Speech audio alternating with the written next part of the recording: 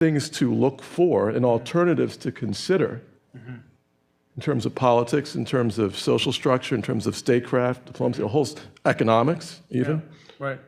that are running right up into the modern period that aren't supposed to be there. Yeah, right, Because we haven't looked for them, and so we haven't noticed them. right.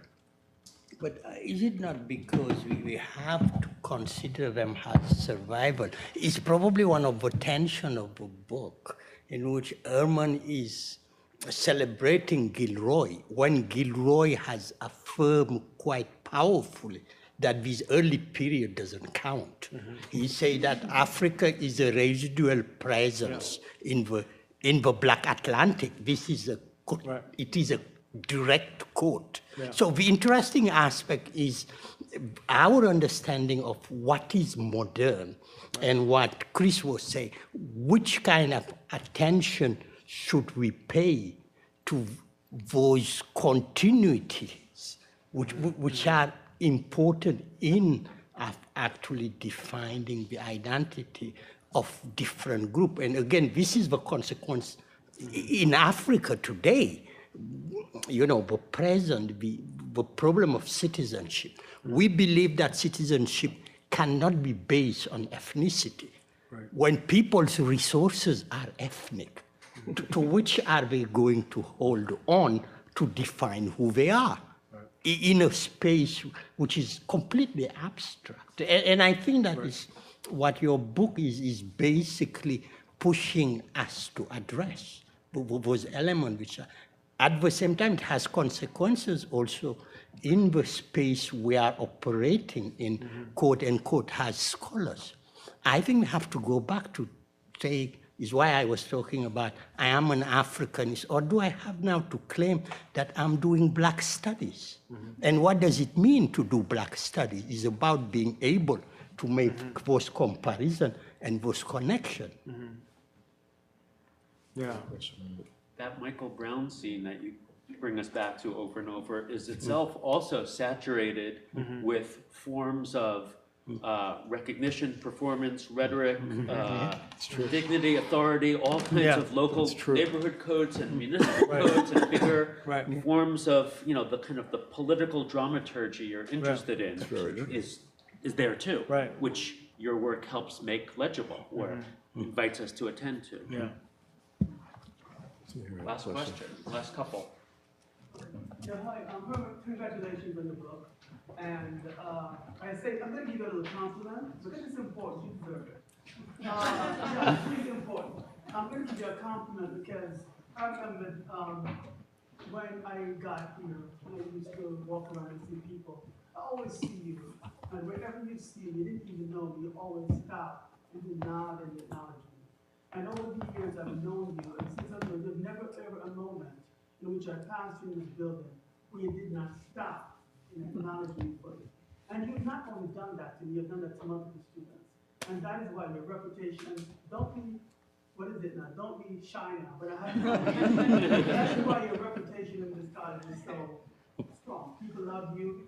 And the reason I'm saying this is because you've been present to students in amazing ways, authentically present, not fake present. And at the same time, you've managed to pull this work off. You're balanced, and it's really important, and congratulations on that. To get to what I want to say is that I just kind of want to put a little bit on what Ahmad Day was mentioning about how you somehow district your terminologist, the idea of what is African. And of course, we know this long debate about what is African based on particular periodization you're talking about, and how what is African shifts based on how you shift the periodization. We also know African is also based on spirituality, different kinds of spirituality, based on different geographical localities. So we know all of that.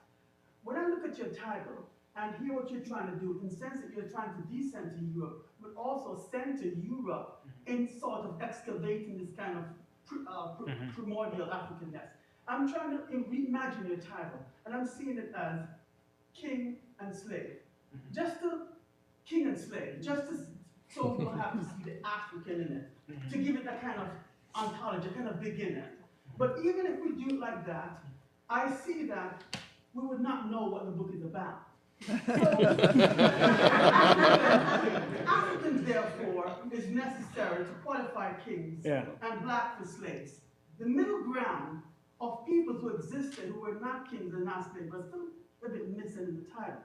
And therefore, to again pull on what Amadeo was trying to say, what contentions did you find yourself forcing to resolve as you entered this and you were aware of these contentions about what is African, what is slave, when did this slaveness begin as an identity, when did this Africanness begin as an identity? What contentions did you have as you were writing this work and excavating the archives, and how did you resolve it?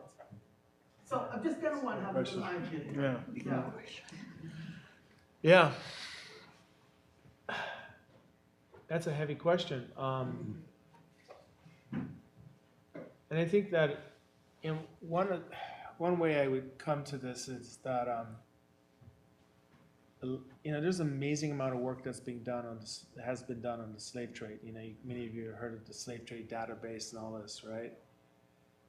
And we know so much more about the numbers and all this. But what's been remarkable to me is just the kind of violence in the serialization, that is just constantly still being reproduced, right? The kind of inability to think about that we're talking about something that takes place for 400 some years, and that we just sort of theorize it as one thing, as one phenomenon.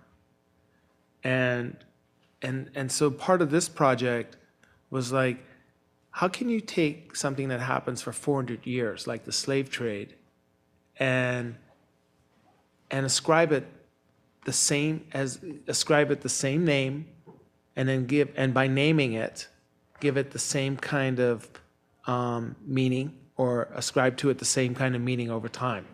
And so part of the project then was literally trying to think through, these kinds of issues of at what point is the history of the diaspora not connected and yet also different from of African history? And at what point is the process of enslavement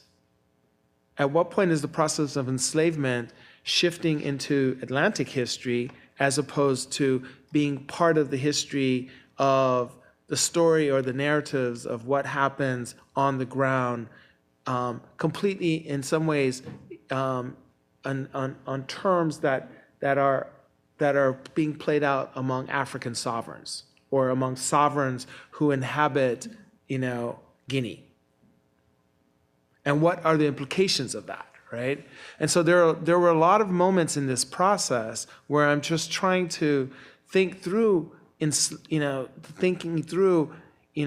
these categories of like African history, African, and at what moment is there the process where the enslaved is produced, and actually the act of recognition, that kind of existential moment that produces that distinction between the person who's African and the person who's enslaved African in the hands, or as a commodity, or as a racialized subject, or as a subject bearing, as a subject whose rights are determined within the framework of a European juridical framework.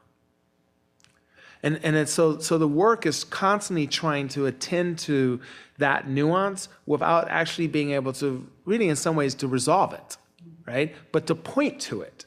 That's sort of what the issue is, right? And at the same time, to sort of say, also, there's a lot of African history out here. Like, there is an enormous amount, and so I even make the case in the context of this project, there's a lot of theorization around in African studies about power and the state. But what I also do in this project is to be very clear is the theorization around Africa and African studies in the kind of post-colonial context, that work is in some ways so discrete and so different from what's been done within the diaspora. And yet, the history of the diaspora is allegedly a history of dispossession and of dispossession in which the state plays a role in the very configuration of something called the diaspora. And yet the story that we tell, and it's interesting that the commentators, because they sort of point to slave culture, one of the things I'm saying is that we are spending so much time thinking about slave culture, but we don't spend a lot of time talking about the history of power that produces the diaspora, as opposed to what constitutes African history. And so that our theorization of power in the diaspora requires us to think a little harder around the political, as opposed to making the cultural turn. And there I'm sort of grappling with, like Alex Bird and to a lesser extent Stephanie's work on that, but then also like Vince Brown, who others who are saying like, the point isn't just sort of cultural creation. The point is also to understand that, or identity formation, that there is a way in which part of it is dealing a kind of claiming back of, or a kind of reclaiming, a kind of assertion of oneself or of a collective, as opposed to just thinking about it in terms of identity politics. I hope that begins to address some of your. Okay, we're Good. We're gonna we're done. We have hold on. We're the clapping. We have reception in room 5109, so everyone is invited to continue the conversation. Thank you, Herman. Thank you, Mamadou. Thank you, Chris. Thank you, Sybil. Thank you.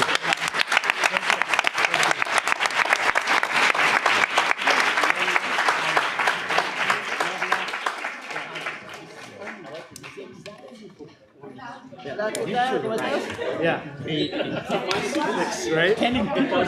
Mañana tengo Yeah. Right.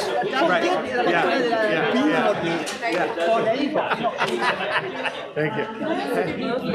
Sure.